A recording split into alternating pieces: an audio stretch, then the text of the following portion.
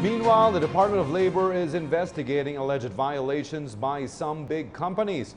Complaints received included those against the SM group of companies. Aya Macalma reports. After receiving complaints from the Department of Labor and Employment's hotline number 1349, the SM group of companies floated as one of the companies violating the labor law.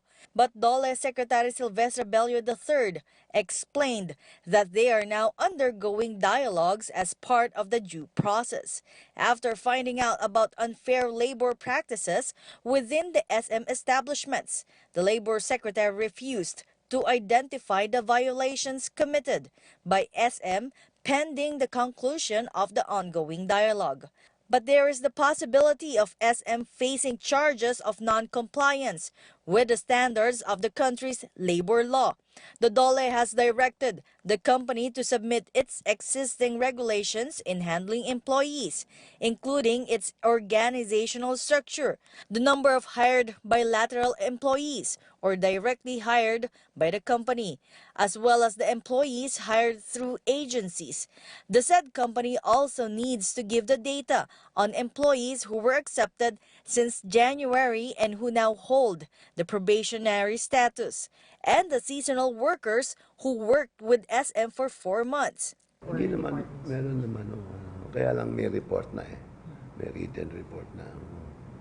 So, we have to mention that hindi naman namin pinapenalize agad. Schedule na ang conference na .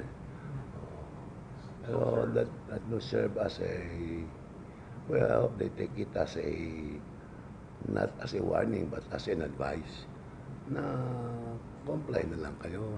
The Labor Secretary hopes that the SM group of companies will comply with the requirements of the law. All these despite the fact that 4,000 employees have already been taken in as regulars.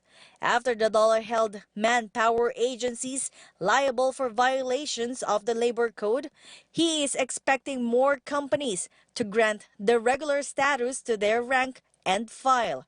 Bello expects the agency to hit its 50% target of companies getting rid of the practice of endo. For PTV News, this is Waywaya Macalma.